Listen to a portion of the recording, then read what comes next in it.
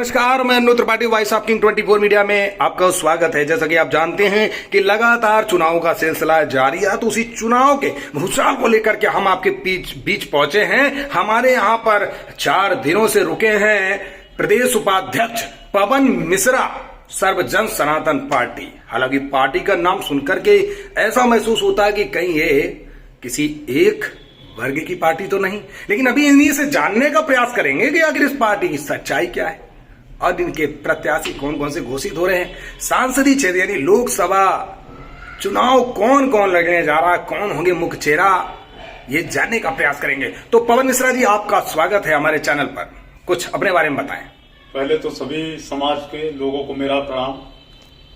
मैं सर्वजन सनातन पार्टी से उत्तर प्रदेश उपाध्यक्ष हूं और अखंड भारत निर्माण सेना से राष्ट्रीय संगठन मंत्री और जय क्रांति सेवा मिशन से सह संयोजक। मैं सर्व समाज की लड़ाई लड़ने के लिए सर्वजन सनातन पार्टी से जुड़ा हूं। हमारे मुद्दे बहुत हैं। मुद्दे हैं, गौ माता को राष्ट्र माता घोषित किया जाए, लोगों युवाओं को रोजगार दिया जाए, पुरानी पेंशन बहाल हो। लेकिन एक मुद्दा मैं बहुत दिनों से देख रहा हूं। हमारे एक भाई हैं अनु त्रिपाठी, वो मुद्दा बहुत दिनों से उठा रहे हैं, चौकीदारों का, पहरेदारों का, जो आपके घर घर के लोगों की सुरक्षा करता है। रात दिन वो आपके पहरेदार रहता है, लेकिन उसके साथ अन्याय उत्तर प्रदेश में सबसे ज्यादा हो रहा है। अन्याय ये हो रहा है, गोलियों से भी भूत दिए जा रहे हैं, क्योंकि वो पहरेदार है ना, तो पहरेदार को लोग मारना ही चाहते हैं। जो गलत होते हैं वो मारना चाहते हैं। उनके साथ बर्बरता की जा रही। 2500 रुपए क्या है आज के जमाने में? 2500 रुपए लोग अय्यासी में इधर उधर उड़ा देते हैं, लेकिन ये 2500 की नौकरी पे आपके घर की पूरी सुरक्षा करते हैं। उसकी आवाज उठाने वाले अनु त्रिपाठी जी हैं।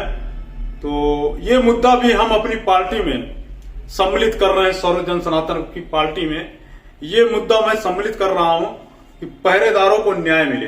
लेकिन मिश्रा जी, अभी पिछली बार भी हम पार्टी से जुड़े थे, लेकिन पार्टी ने मुझे धोखा दिया।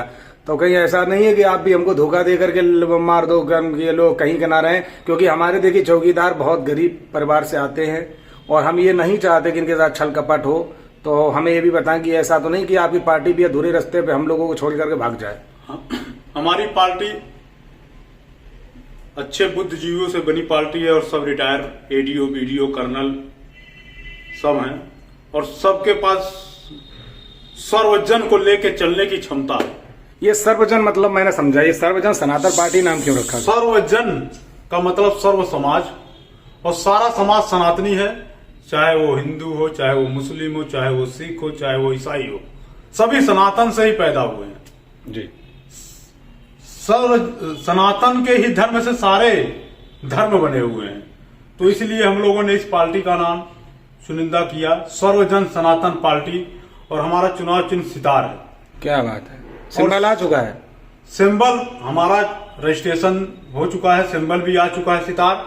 लेकिन कुछ हाईलाइट चेहरों पे आने से हमारी पार्टी के सिंबल पे आपत्तियां जताई जा रही हैं। अभी कुछ क्षण पहले ही हमारे राष्ट्रीय अध्यक्ष जी के पास एक लेटर आ गया कि निर्वाचन आयोग आपके सिंबल को हर प्रदेश में अलग अलग तरीके से उतारेगी, आपकी पार्टी के सिंबल को। लेकिन हम लोग चाहते हैं, हमारी पार्टी का सिंबल मां सरस्वती का वरदान है, मां सरस्वती की दीक्षा है, उसको हम लोग पूरा करना चाहते हैं।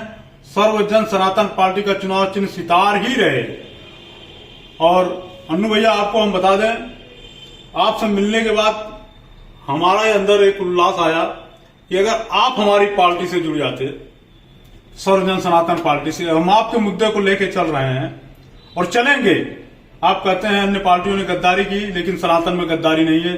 सनातन धर्म ही ऐसा है कि गद्दार नहीं पैदा करता है। बाकी तो जब सनातन धर्म का नहीं होगा, उसके पास गद्दार होंगे। देखिए, पार्टी आर्टी का तो एक मैटर अलग हो जाता है, वो तो वक्त की बात है। क्योंकि हमारे बीसी बंधुओं का हमारे जब परमिशन होगा, हरी झंडी होगी, तो वो तो एक बात की बात हो जाती है। मैं ये चाहता हूं कि देखिए, अगर यदि आपकी पार्टी हमारे इन लोगों का मुद्दे के प्रति, देखो चुनाव का समय, आचार संहिता लग गई है, इस समय हम लोग भी जोर शोर से इनका प्रचार तो कर नहीं पाएंगे। ये आप लोगों के हाथ में है कि यदि कहीं भी आप चुनाव करने जाते हैं, कहीं भी रैली करने जाते हैं, तो अगर इसको थोड़ा अहम रोल दे देंगे हमारे ग्राम प्रहरियों का, तो आप यकीन मानिए, कहते हैं ना कि काम करके जब आप थोड़ा हमें दिखाएंगे चौकीदारों के लिए, तो मैं आपसे वादा करता हूं कि मेरा समस्त उत्तर प्रदेश का चौकीदार आपके साथ खड़ा होगा। लेकिन हम चाहते पहले काम दिखे। देखो, अभी हमने पार्टियों पे भरोसा किया, लेकिन उन पार्टियों ने छलावा किया, जिस वजह से मुझे इतना कष्ट हुआ कि मैं ही जानता हूं। मैं आपको पूरी कहानी बता भी चुका हूं, वो चल मैं दोबारा नहीं चाहता हूं। और आप मुझे ये पहले बताइए कि आपके प्रत्याशी कौन कौन उतर रहे हैं। जैसे कि लखनऊ से आपको बता दें, वीरेंद्र प्रताप सिंह जी हैं, और आपके मिर्जापुर से दीनानाथ उपाध्याय जी हैं, और आपके जौनपुर से स्वयं हम लड़ रहे हैं पवन कुमार मिश्रा जी, और आपके गुजरात से एक पटेल जी हैं, लड़ रहे हैं। बिहार से 5 सीटों पे एक हमारे राय जी हैं, वो लड़ रहे हैं। विभिन्न सीटों पे चुनाव लड़ाया जा रहा है। दिल्ली से भी बात चल रही है।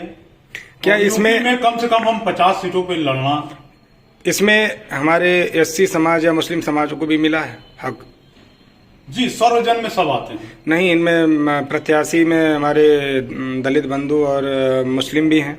अब देखिए, उत्तर प्रदेश में क्या 131 संसदीय क्षेत्र जो है एससी कोटे से है, आरक्षित लोगों के लिए। तो उस सीटों पे जो लड़ना चाहते हैं, हमारी ये बात मछली शहर से एक पासवान जी हैं, उनसे चल रही है, और भी कई अन्य जिलों से बात चल रही है, और वो लड़ेंगे तो हम लोग लड़ाएंगे। मतलब कुल मिला के आप भेदभाव नहीं कर रहे हैं, आप सबको साथ में लेके चल रहे हैं ना, ये आपका मुद्दा है। जी। चलिए, बहुत अच्छा लगा आपसे बात करके। अगर इस तरीके से आप काम करें, और यदि हमारे बीसी विभाग के लिए थोड़ा एक आवाज बन के काम करेंगे, तो शायद आपकी बहुत महान दया होगी। और हम आपको विश्वास दिला रहे हैं, आपका मुद्दा, चौकीदार का मुद्दा, ये सर्वजन सनातन पार्टी का मुद्दा होगा। और आप जो है अपने कानपुर नगर से हमारी पार्टी की तरफ से चुनाव लड़िए। हमारी पार्टी यथासंभव जो मदद होगा आपके लिए एकदम तैयार है। और मैं चाहता हूं आपके आने से हमें अपने पहरेदारों का सपोर्ट मिलेगा, अपने संरक्षण करने वालों का सपोर्ट मिलेगा। पहरेदार हमारे संरक्षण है, वो हमारी रक्षा कर रहे हैं, वो हमारे गार्जियन के रूप में काम कर रहे हैं। इसलिए आपका आना हमारे सर्वजन सनातन पार्टी का सौभाग्य होगा। लेकिन बस आप ये हमारे कि बीसी बंधुओं का हमें जैसे ही हरी झंडी मिल जाता है, हम आपकी पार्टी का स्वागत भी करेंगे। और बस यही है कि अगर आपकी पार्टी में मैं एंट्री अगर मारूंगा भी, तो मुझे ये पता है कि हमारा बीसी बंधु हमारे साथ खड़ा है। बीसी बंधु को साथ में हम लेकर, अन्य समाज को लेकर काम करेंगे। और मैं ये चाहता हूं कि कुछ ऐसी नीतियां हैं जिन पे पार्टी को थोड़ा सा विचार करना चाहिए। मैं इसके बारे में भी आपसे चर्चा कर लूंगा।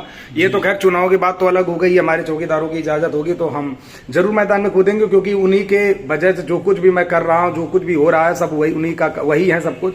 मैं तो एक आपकी तरह ही आम जनमानस में हूँ, लेकिन बस क्या है ना कि लोगों की इजाजत लेना बहुत जरूरी है। देखिए, मैं आपके श्री चौकीदारों जी से यही कहना चाहता हूँ कि आपकी आवाज उठाने वाले अन्नू भैया जी, जो अगर आप इनको संसद सदन तक पहुंचाते हैं तो आपकी आवाज अंदर जाएगी, जहां से कानून पारित होता है। और जब कानून जहां से पारित होता है वहां हमारे लोग जाएंगे, तो एक से एक कानून जो गलत है उसको हटाया जाएगा, और जो सही कानून होता है उसको लागू किया जाएगा। अब चौकीदारों के लिए 2500 रुपए तनख्वाह कोई मायने नहीं रखता है। पुलिस की तनख्वाह, होमगार्ड की तनख्वाह 18 से 25,000 है, और चौकीदारों की तनख्वाह 2500 क्यों, जबकि वो रात भर आपके लिए तैयार रहता है। आप देखिए, सिक्योरिटियों को 15,000 20,000 नौकरियां दी जाती हैं, प्राइवेट सिक्योरिटी वाले को, तो चौकीदारों की 18,000 से 20,000 25,000 क्यों नहीं किया जा रहा है? तो ऐसे मुद्दे हमारे पास आपके कारण आए हैं।